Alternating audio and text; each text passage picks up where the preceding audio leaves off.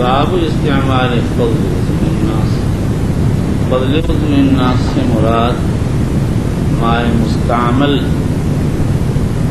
کا بچا ہوا پانی ہے. مائع مستعمل کے مسئلے میں اختلاف ہے.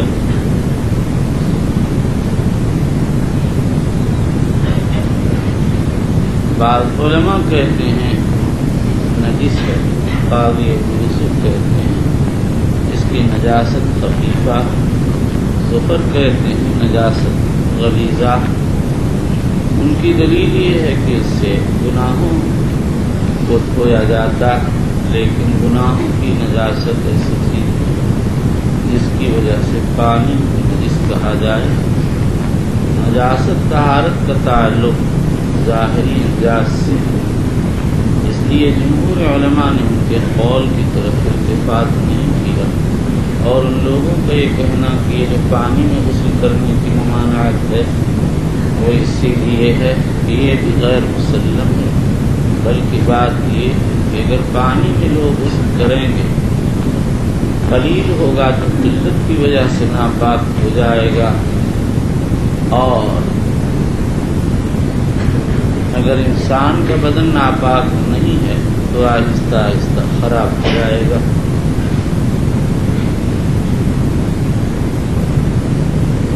جمہور علماء کا اتفاق ہے کہ مائع مستعمل پاک ہے، اور اس کی دلیل یہ ہے کہ حضرات صحابہ سے اس سے اجتناب و توقی منقول ہے. پھر اس کے بعد اختلاف ہے کہ اس کا کیا. امام مالک رحمۃ اللہ علیہ فرماتے ہیں طاہر و مطہر ہے. ایک دوسری روایت میں فرماتے ہیں بشرطے کہ اس استعمال سے تغیر نہ آیا. امام ظفر فرماتے ہیں اگر پہلے سے مستعمل متوسع ہے تو پانی مطہر ہے ورنہ نہیں ہے. اور امام ابو ثور نے امام شافعی رحمۃ اللہ علیہ سے نقل کیا کہ اس کے مطہر ہونے میں شک ہے. جمہور علماء فرماتے ہیں مائع مستعمل طاہر تو ہے لیکن مطہر نہیں ہے. یہی حضرت امام شافعی احمد بن حنبل کا مذہب ہے. محمد بن حسن کا مسلک ہے اور اسی پر علماء احناف کا فتویٰ. امام بخاری رضی اللہ تعالیٰ عنہ نے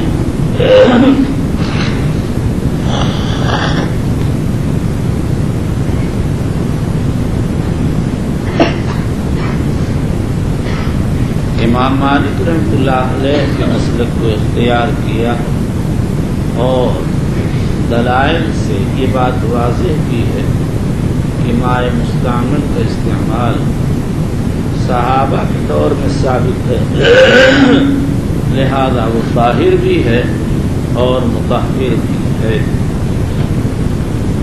اور صحابہ کے عہد میں اس کو جمع کرنا اور اس سے استفادہ نہ کرنا اس لیے ہوا کہ حضور اس میں اتنا پانی نہیں بہایا جاتا کہ وہ بعد میں جمع ہو کر قابل استعمال ہو. وعمر جریر بن عبد اللہ اہلہ یتوضؤ بفضل سواکہ. علامہ ابن بطال ابن الدین وغیرہ کہتے ہیں کہ فضل سواک سے مراد وہ پانی ہے جس میں پیلو کی مسواک تر کرنے کے لیے ڈال دیتے ہیں، اس سے پانی میں تغیر نہیں ہوتا. بخاری کہتے ہیں اسی طرح مائع وضو میں تغیر نہیں ہوتا، لہذا طاہر و مطہر ہے. لیکن اس اثر کر کے مفصل الفاظ جو مصنف ابن ابی شیبہ، مصنف الرزاق اور دارقطنی میں وارد ہیں، اس سے معلوم ہوتا ہے کہ فضل سواک سے مراد وہ پانی ہے جس میں جریر مسواک کرتے ہوئے جس میں جریر وضو کرتے ہوئے مسواک ڈبوتے اور نکال کر پھر مسواک کرتے تھے. فرمایا توضؤ من هذا الذي تدخل فيه السواك رواہ دارقطنی رحمۃ اللہ تعالی۔ اور ظاہر ہے کہ وضو کرتے ہوئے جب مسواک کو پانی میں ڈالا جائے گا تو کچھ نہ کچھ لعاب یا پانی کا اثر لوٹے میں پہنچے گا، اور اس کے بعد پھر اسی کو استعمال کیا جائے گا تو مائع مستعمل کا استعمال پایا جائے گا۔ امام بخاری کا استدلال ظاہر، لیکن جمہور کہتے ہیں یہ قلیل مقدار ہے کہ پورے پانی میں جا کر فنا ہو جاتی ہے اور پانی کا کوئی اعتبار نہیں۔ چلیے وفي قال حدثنا آدم قال حدثنا شعبة قال حدثنا أحمد قال سمعت أبا حنيفة يقول خرج علينا النبي صلى الله عليه وسلم إلى هذه فأتي بوضوء فتوضأ فجعل الناس يأخذون من قبل وضوئه فإن أسلحوا النبي فصلى النبي صلى الله عليه وسلم الظهر ركعتين والعصر ركعتين وبين يديه عنزة فقال أبو موسى جعلنا ابو موسیٰ کی روایت یہاں تعلیم کتاب المغازی میں مفصلا آ رہی ہے۔ جعل النبي صلى الله عليه وسلم بقدح فيه ماء فغسل يديه ووجهه فيه فغسل يديه ووجهه فيه ومج فيه۔ امام بخاری رضی اللہ تعالیٰ عنہ اس غسل ید و وجہ اور کو وضو کا جز سمجھ رہے ہیں اور اس سے کوئی چیز مانع نہیں۔ اور یہ جو بعض علماء نے کہہ دیا کہ امام بخاری کے یہاں مستعمل ہونے کے لیے کوئی سا بھی استعمال کا وضو غسل میں ہو یا ویسے ہی ہو، یہ بعید معلوم ہوتا۔ قال لہما کی ضمیر ابو موسیٰ شریف اور بلال کی طرف عائد ہے۔ ہوا یہ تھا بنو تمیم کے کچھ لوگ آئے تو حضور صلی اللہ علیہ وسلم نے فرمایا ابشروا، کہنے لگے آپ بار بار بشارت دے دی، ہمیں کچھ دیجیے۔ حضور صلی اللہ علیہ وسلم ناراض ہو گئے اور بلال و موسیٰ سے فرمایا پانی لاؤ۔ وہ لوگ پانی لے آئے، آپ نے اس سے ہاتھ دھویا اور اسی میں کلی کی اور فرمایا اشربا، اس کو پی لو، وافرغا اعلیٰ نحورکما، اور اس کو اپنے سینوں پر وجوہکما، ان کو اپنا چہرے اور سینے پر ڈال۔ روایت میں ام سلمہ پردے کے پیچھے سے کہنے لگی افضل علیکما، اپنی ماں کے لیے بھی تھوڑا سا اس سے چھوڑ دینا۔ اس سے اندازہ لگاؤ حضور کی کتنی بڑی عظمت تھی۔ بیوی جلدی خاوند کو نہیں مانتی، لیکن وہ یہ سمجھ رہی کہ اللہ کی بھی ہے یا عام انسان جیسے نہیں ہے۔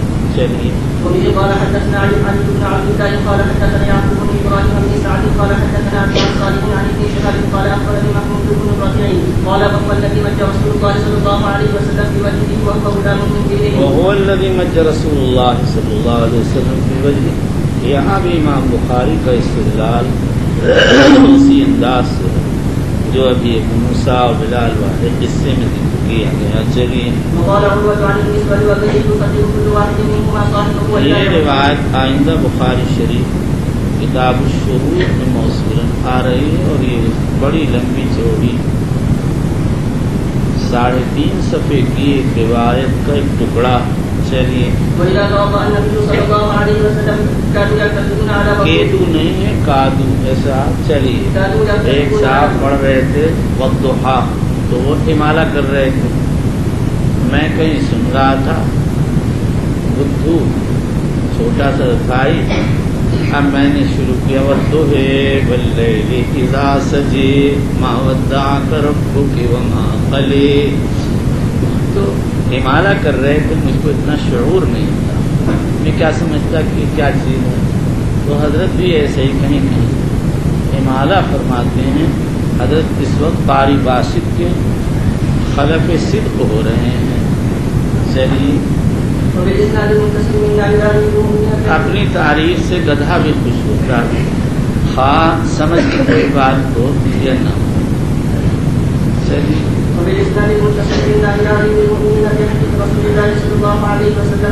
سیف اللہ نے تلوار ڈال دی، سلنڈر ہو گیا، اب اس کو دے دیا۔ بہت اس کے دماغ میں سور تھا کہ کس کے؟ سیف اللہ کے۔ سیف اللہ سین سے، سور سین سے، سمجھے بھائی؟ عبارت پڑھی اور سمجھی جاتی. ہمارے ناظم صاحب کے یہاں دستور تھا، جو بچے عبارت پڑھتے تھے حضرت فرماتے تھے تم لوگ مل کے مطالعہ کرو. اس کا فائدہ یہ ہوتا ہے ساتھی بے تکلف کہہ دیتا ہے یہاں عبارت میں یہ لفظ اس طرح واقع ہے، مبتدا، خبر، حال، تمیز، مفعول بہی ہے، مفعول لہو ہے، مفعول معہو. تو اس طرح انسان کو بہت سے قاعدے ساتھیوں کے ساتھ رہنے سے یاد ہو جاتے ہیں. لیکن آج کل کا زمانہ کچھ اور ہو گیا ہے، نہ علم کی قدر ہے اور نہ علم کی کیا ہے. اپنا نقصان ہے بچوں، اپنا خود اپنے کو سنبھالو. چلیے اسی طرح سے باب بلا ترجمہ مستملی کے نسخے میں اور دوسرے نسخوں میں ساقط ہے روایت صاحب کی جو روایت آ رہی ہے اس کا استعمال فضل وضو الناس سے تعلق ظاہر. اور اگر یہ باب بلا ترجمہ ثابت ہو تو یہاں پر باب لانے کی وجہ یہ ہے کہ لفظ فشربت من وضوء ہی محتمل ہے. ممکن ہے اس سے مائے باقی بالغنا مراد ہو اور ممکن ہے مائے متقاطر من الاعضاء مراد ہو. اگر اول مراد ہے تو مائے مستعمل کی طہارت ثابت ہوگی اور اگر ثانی مراد ہے تو ثابت نہ ہوگی. اس احتمال کی وجہ سے مصنف باب بلا ترجمہ ذکر کر دیا. ہمارے حضرت شیخ فرماتے تھے کہ مصنف نے اس باب سے مائے باقی کے بنا کو ذکر فرمایا ہے. ہمارا خیال ہے کہ باب جب مختلف فی ہے تو یہی کہا جائے وہی تقریر مناسب ہوگی جو ابھی ذکر کی گئی. چلیے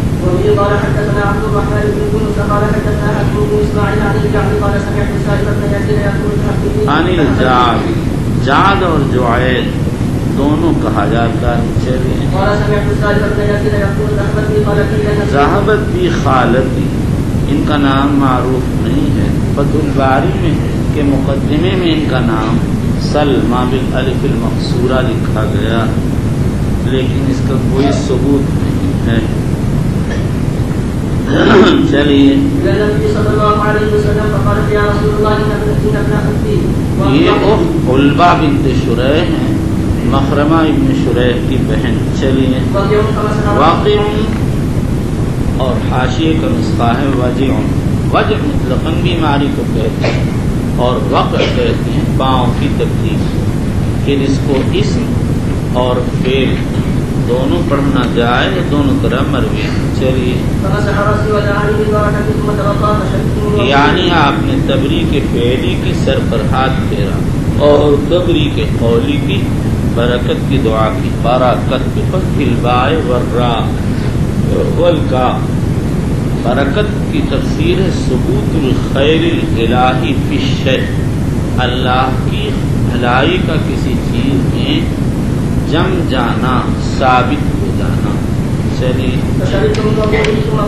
شریف تو میں وضوء کے متعلق ابھی میں بیان کر چکا کہ اس میں دونوں احتمال ہیں.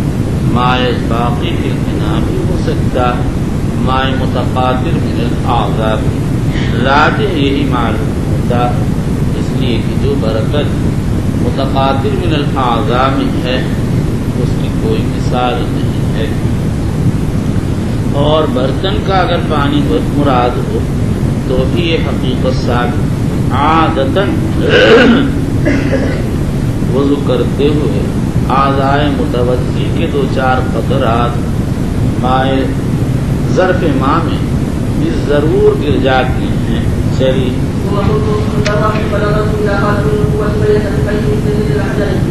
وہ نظر تو کو آپ نے ایسے پڑھا، میں نے نفر تو سنا.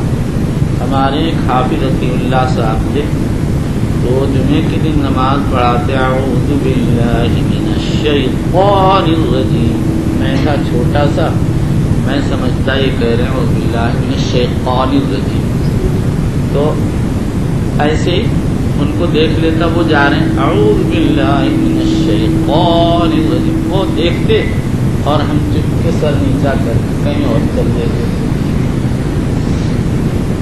کہ اگر پا جاتے تو ڈانٹتے تھپڑ مارتے، چھوٹے چھوٹے تھے ہم لوگ نقلات، تو حضرت بھی بڑے قاری صاحب.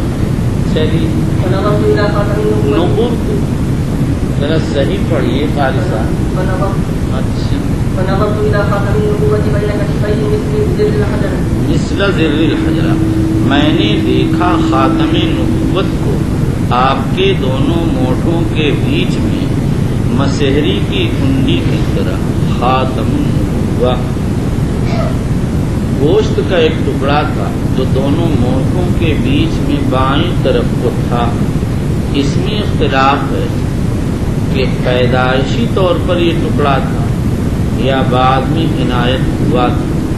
صحیح یہی ہے کہ شق صدر کے بعد یہ ٹکڑا عنایت کیا گیا تھا. شداد بن اوس کی روایت میں اس کی تصریح وارد ہوئی ہے، اور قاضی عیاض نے لکھا بھی ہے اسر شق الملکین، یعنی جب فرشتوں نے آپ کا سینہ چاک کیا تو اس کے بعد یہ مہر نبوت رکھی گئی. اس عبارت کے سمجھنے میں بڑے بڑے علماء کو مغالطہ لگ گیا. انہوں نے اس کو اثر بفتح الحمزۃ والتاء المثلثہ پڑھ لیا، حالانکہ یہ تو اسر بکسر الحمزہ وسکون الساء تھا بعد کے معنی میں. انہوں نے پڑھا اثر بفتح الحمزۃ والساء نشان کے معنی میں. اب قرطبی نے یہاں اعتراض کیا اور کہتے ہیں یہ اس امام سے غلطی ہو گئی. شق صدر کا اثر تو سینے کے سامنے کے حصے پر تھا، پیچھے کی طرف کو کہاں سے پہنچ گیا. بات یہ ہے کہ قاضی کی عبارت نہیں سمجھے، اس لیے یہ اعتراض کر دیا. اور اس سے معلوم ہوتا ہے بڑے سے بڑا ذہین انسان کی بعض وقت عبارت فہمی میں دھوکہ کھا جاتا ہے. امام قرطبی غضب کے ذہین ہیں، جو بات قاضی عیاض مختصر مغلق پیش کرتے ہیں امام قرطبی اس کو واضح اور کھول کر بیان کرتے ہیں. لیکن بہرحال انسان ہے. پھر ماں و شما کیا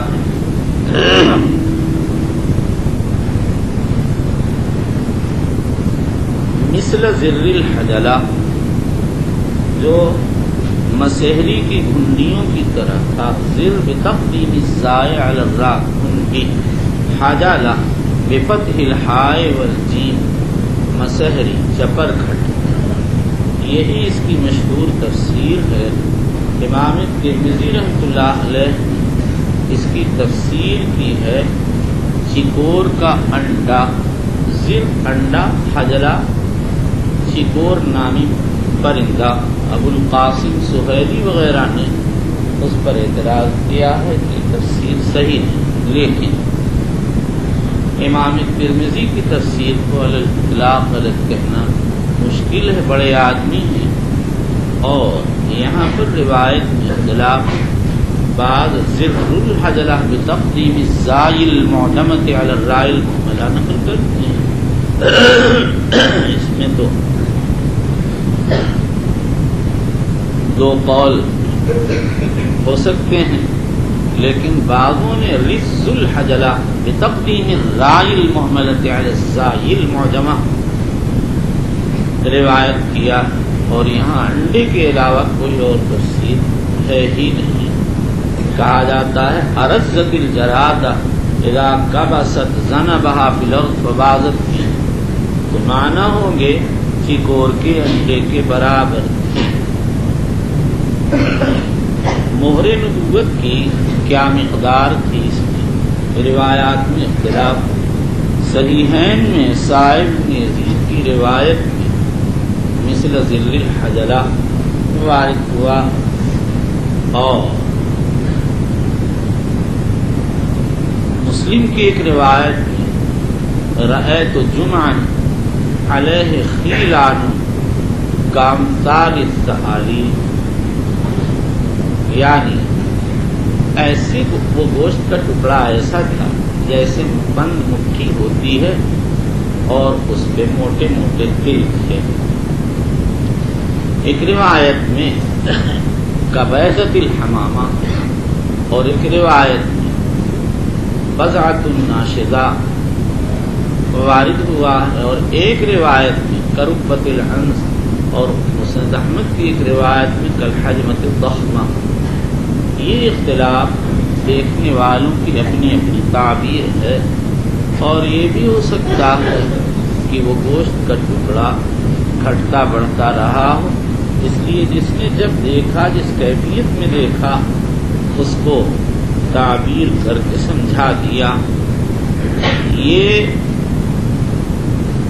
خاتم آپ کی وفات کے بعد اٹھا لی گئی تھی۔ جب آپ کی وفات ہوئی اور شک ہوا تو بعض ازواج مطہرات غالباً ام سلمہ نے ہاتھ ڈال کے دیکھا تو وہاں کوئی نشان نہیں تھا۔ انہوں نے کہہ دیا بس باپ دنیا میں باقی نہیں رہے، اس لیے کہ یہ نشان نبوت نہیں رہا، اگر آپ رہتے تو یہ نشان باقی رہتا۔ صلی اللہ تعالی علیہ وسلم۔ چلیے بالإسناد المتصل من إلى من حديث رسول الله صلى الله عليه وسلم في عبد الله محمد بن إسماعيل البخاري رضي الله تعالى عنه قال باب من نقض غسل الشفق مرة واحدة۔ امام بخاری کی اس ترجمۃ الباب سے ایک خاص مسئلہ یہ بیان کیا کہ مضمضہ و استنشاق میں فصل اولا یا وصل۔ وصل یہ ہے کہ ایک ہی چلو سے پہلے مضمضہ کیا جائے پھر استنشاق، اور فصل یہ ہے کہ دونوں الگ الگ چلو سے کیے جائیں۔ جائز دونوں صورتیں ہیں، صرف اولا و افضل میں اختلاف۔ امام شافعی، امام احمد بن حنبل وصل کو افضل کہتے ہیں، اسی کو امام بخاری نے اختیار کیا ہے، لیکن مزمز کہہ کر یہ اشارہ کر دیا کہ یہ امر لازم نہیں ہے۔ اور دلیل میں عبداللہ بن زید ابن عاصم کی روایت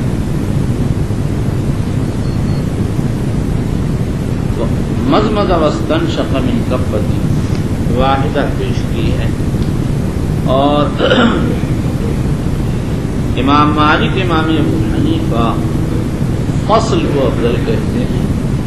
یہی زعفرانی نے امام ترمذی رحمۃ اللہ علیہ سے نقل فرمایا ہے۔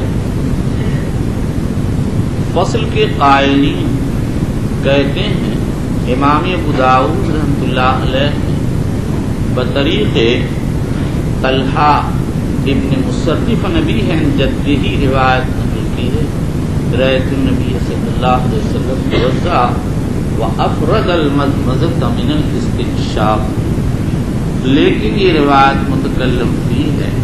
امام ابو داؤد نے امام احمد سے نقل کیا ہے ان ابن عیینۃ زعم انہ کان ینکرہ یقول عیش طلحہ عن ابیہ عن جدہ،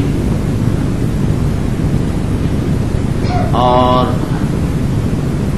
شوکانی نے السیر الجرار ابن صلاح سے نقل کیا کہ انہوں نے اس کی سند کو حسن کہا۔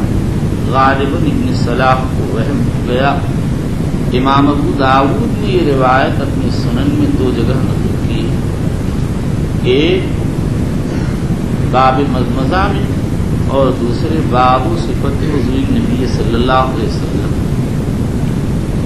باب المضمضہ میں تو کوئی کلام نہیں کیا، لیکن باب صفت النبی، صفت وضوء النبی صلی اللہ علیہ وسلم مذکورہ والا کلام نقل کر دیا ہے، اور جب ایک جگہ کلام کر چکے تو دوسری جگہ ضروری نہیں سمجھا۔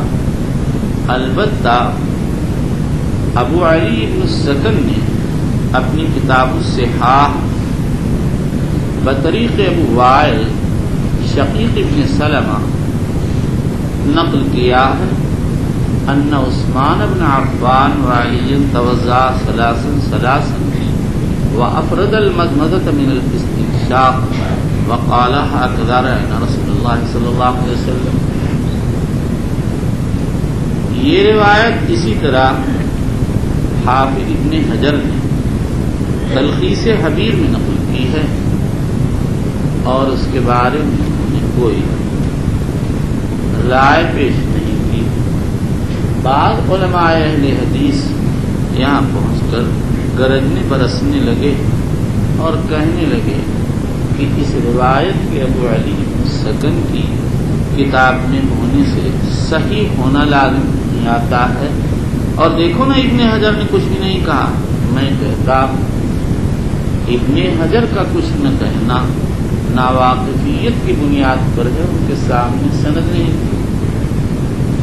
اور ابن سکن کا اس روایت کو اپنی کتاب صحیح میں ذکر کر دینا کم سے کم اس بات کا تو ضامن ہے ہی کہ یہ روایت ابن سکن کے نزدیک صحیح ہے اور ابن سکن حفاظ حدیث میں سے ہیں. لہذا ایک حافظ حدیث کی تصحیح کافی ہے جبکہ اس کے خلاف تضعیف موجود نہ ہو. محض احتمال سے تضعیف کے کیا معنی. اس کے بعد مجھ کو اس روایت کی اصل ملی، سند ملی. علی بن جعد نے اپنی مسند میں اس کو حضرت علی سے حضرت عثمان سے الگ الگ روایت کیا. اس کی سند میں ابن ثابت ابن صوبان یہ راوی مختلف بھی ہے. احوال کے دیکھنے سے معلوم ہوتا کہ اس راوی کی حدیث زیادہ سے زیادہ حسن ہوگی. بہرحال روایت میں وصل و فصل دونوں وارد ہے، اس لیے دونوں میں اختیار ہے. آدمی چاہے اس پر عمل کرے اور چاہے اس پر امور مباحہ میں بہت اصرار نہیں کیا جاتا. چلیے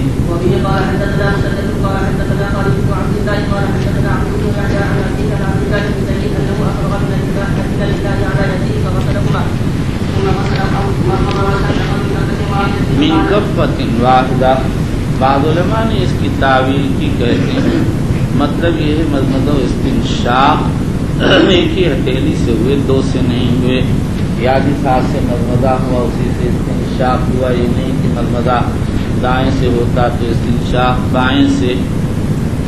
اور بعض کہتے ہیں کہ من کفۃ واحدہ میں تنازع فعلین ہے اور معنی ہے مضمضہ من کفۃ واحدہ واستنشق من کفۃ واحدہ. یہ سب توضیحات مجھ کو بعید لگتی ہیں، اس لیے کہ اگر روایت کے معنی متعین ہو جائیں گے تو پھر وہ کون سی دلیل ہے جس کی بنیاد پر وصل کو جائز قرار دیا جائے گا. اس لیے روایت کو اپنے ظاہر پر رکھا جائے. بعض روایات سے وصل کا ثبوت ہوتا ہے، بعض سے فصل کا ثبوت ہوتا ہے.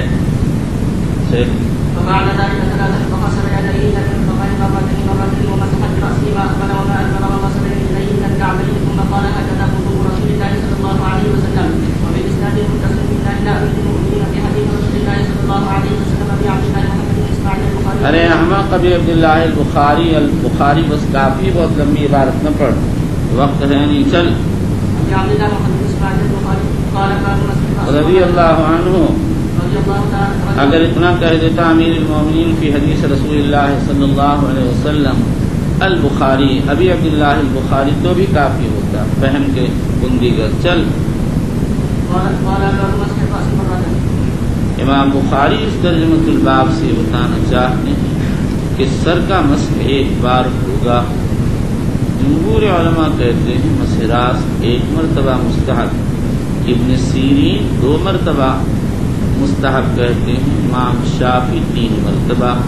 یہی امام احمد ابن حنبل کی ایک روایت ابن ابی لیلہ سے 3 کی کئی جاب نقل کیا جاتا ہے. گمان غالب یہ ہے کہ یہ ثابت نہیں، اور اگر ثابت بھی ہو تو حدیث باب کی وجہ سے مردود ہے. جو لوگ تسلیس کو مستحب کہتے ہیں وہ حضرت عثمان کی روایت توازان نبی صلی اللہ علیہ وسلم سلاسن رواہ مسلم سے استدلال کرتے ہیں. لیکن یہ مجمل روایت ہے. عثمان کی مفصل روایات میں روایات سے مسمرتن واحدہ ہی نکلتا. ہاں ان کی بعض روایات مس سلاسن کا تذکرہ ضرور ہے، لیکن امام ابو داود رحمۃ اللہ علیہ نے تصریح کی ہے احادیث عثمان الصحاح كلها تدل على مسح الراس أنه مرة فإنه ذكر الوضوء وذكر العدد وذكر المسح ولم يذكر شيء او كما قال یہ اس عبارت کا حاصل ہے، یعنی سارے وضو کی تفصیل ذکر کی، اعداد ذکر کیے اور مسح میں کوئی عدد ذکر نہیں کیا، اس سے معلوم ہوتا ہے کہ وہاں عدد تھا ہی۔ ابن منذر نے بھی یہ بات کہی ہے۔ اسی طرح حضرت علی رضی اللہ تعالیٰ عنہ سے بعض روایات دارقطنی وغیرہ میں منقول، اس میں بھی مسح کی تثلیث وارد، لیکن اس کے صحیح طرق میں تثلیث مسح وارد نہیں ہے۔ جمہور علماء نے روایت الباب سے استدلال کیا اور اس باب میں حضور صلی اللہ تعالی علیہ وسلم سے 10 سے زائد حدیثیں وارد نہیں ہیں، اور تکرار مسح میں پہلا اشکال تو یہ ہے کہ مسح کا مبنی تخفیف ہے، تکرار سے تشدید پائی ثابت ہوتی ہے۔ دوسرا اشکال یہ ہے کہ تکرار مسح سے مسح کی حقیقت تبدیل ہو جائے گی، مسح مسح نہ رہے گا، غسل بن جائے گا، لیکن بہرحال ایک امام کا مذہب ہے اور خام خواہ کی تقریر کی ضرورت نہیں۔ میں نے ایک مرتبہ خواب دیکھا، ایک حوض ہے، اس کے شرقی اور جنوبی کونے پر میں بیٹھا اور غربی اور شمالی کونے پر حضرت بلال بیٹھے وضو کر رہے ہیں، اور انہوں نے امام شافعی ہی کے مسلک کے مطابق 3 بار سر پر ایسے ایسے ایسے مسح کیا۔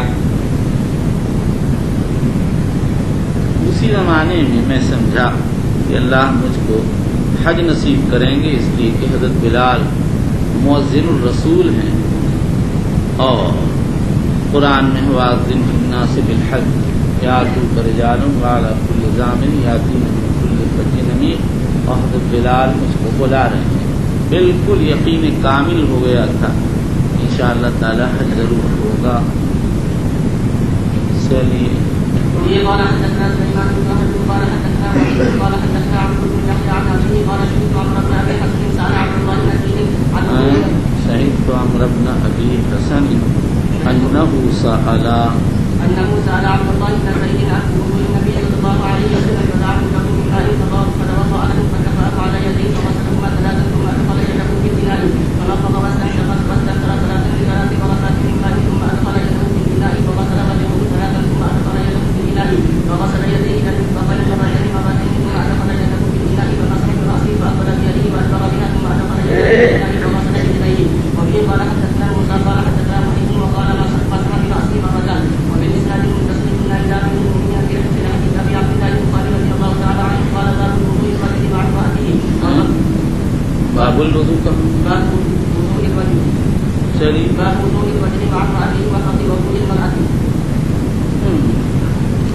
حضرت امام بخاری رضی اللہ تعالیٰ اس ترجمۃ الباب سے فضل مرأت کا مسئلہ بیان کرنا چاہتے ہیں، کیونکہ ان کے پاس اس سلسلے میں کوئی صریح روایت نہیں، اس لیے انہوں نے ابن عمر کی حدیث کان الرجال والنساء یتوضؤون فی زمان رسول اللہ صلی اللہ علیہ وسلم جمیعاً سے مسئلہ ثابت فرمایا۔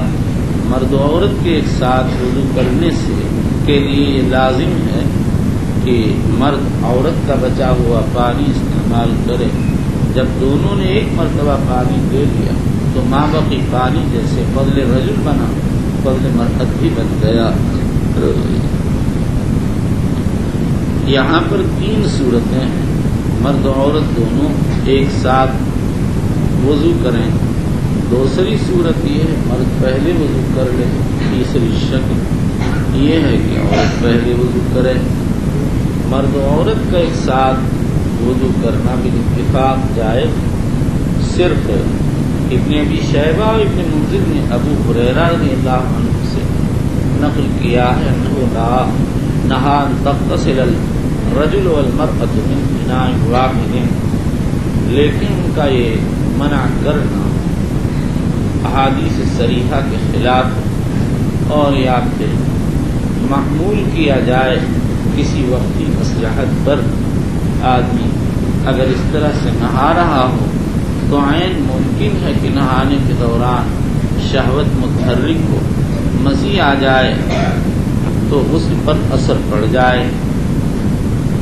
اور فضل الرجل کا استعمال عورت کے لیے بھی اتفاق جائز ہے، صرف تحاوی وغیرہ نے بعض غیر معروف لوگوں کا اختلاف نہیں کیا۔